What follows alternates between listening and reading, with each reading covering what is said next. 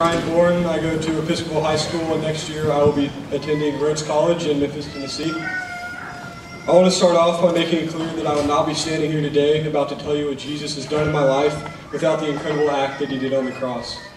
Without Jesus, I was dead, but now I've been redeemed and I am truly alive.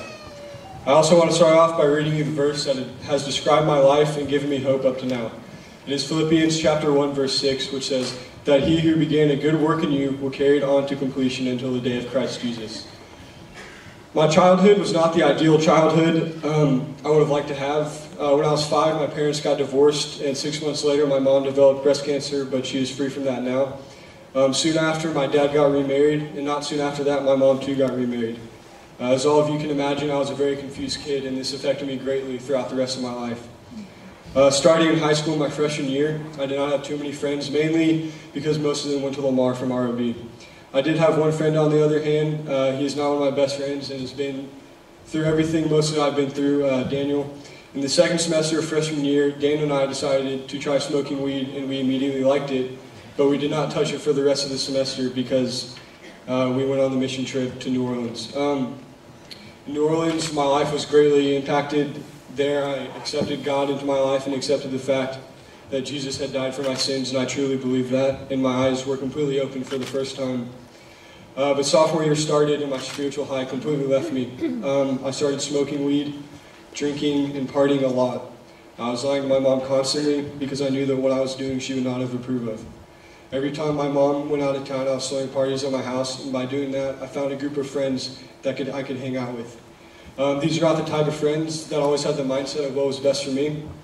Throughout my sophomore year, I continued to smoke weed constantly and drink excessively until one weekend in the summer, Daniel and I went with 2 other guys to Lake McQueeney, where we again smoked weed and drank excessively.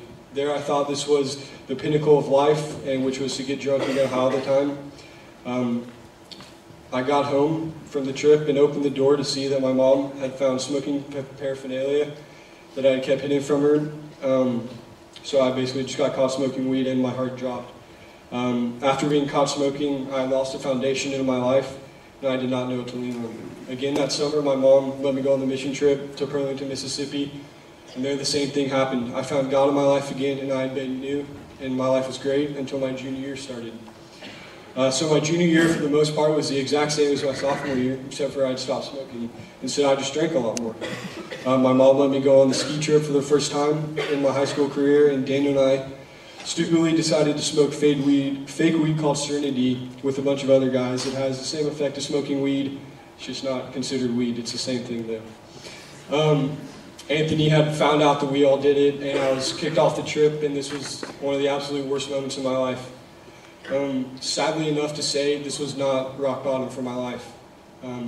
Soon after, Daniel and I decided to drink on New Year's Eve night, and shortly after we got kicked off the trip, on our way home, I rear-ended a lady while driving while drunk.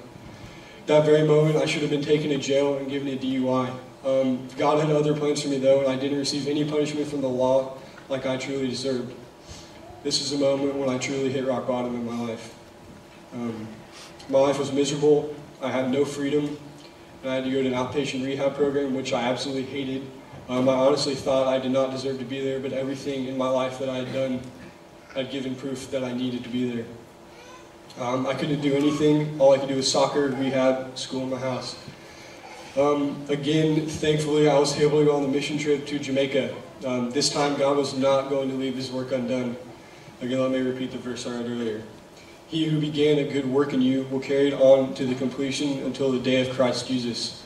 In Jamaica, I realized that I was helpless and couldn't do anything. And this time, instead of making the decision to follow God, I surrendered everything in my life to God and let him come into my life and do everything the way he wanted to do it. Again, God was not done with me. I went on the adventure trip to Jackson Hole, Wyoming, and found 2 other friends, along with many other guys and girls in the senior class, who had committed their lives to Jesus just like I did. One of my fears of not having friends to hang out with had been erased. Everyone in that trip and many others that have joined along throughout the senior year have been with me, holding me accountable. I'll never forget the moment of me, Daniel, Anthony, and Stephen standing on a rock or on the mountaintop. And that moment, I can honestly say my life was never going to be the same. On that mountaintop and throughout the rest of the summer, I realized that smoking weed and drinking and all was my way of trying to fill the holes in my life that were causing me pain. I now know that it is Jesus who will fill the empty void in my life, and it is Him who I need to lean on. My senior year has been completely different than all other years. I'm not saying I've been perfect, but I've realized that living my life for Jesus is greater than all other things. I've had an incredibly rewarding year where I've been able to hang out with underclassmen in the youth group, play basketball, and have the opportunity to show love the way I was shown love throughout seniors from the past. I've also become closer to Jesus throughout my entire year, and while being faced with old temptations, I've also realized that there are also new temptations that I did not know I was have. If I could have started high school over again, I would have found Jesus in my life and never looked back. The second thing I would say is once you found Jesus, this is for 8th graders and anyone who has not accepted Jesus in their life, adults, it doesn't matter. Once you accept Jesus in your life, for me, the most important thing is to find a group of accountability people, because you will fall, and there's nothing better in your life to have those people with you to hold you up and get you back on track and do what you need to do with God. Like it was said in Philippians chapter 1 through 6, He who began a good work in you will carry it on to completion until the day of Christ Jesus. Thank you.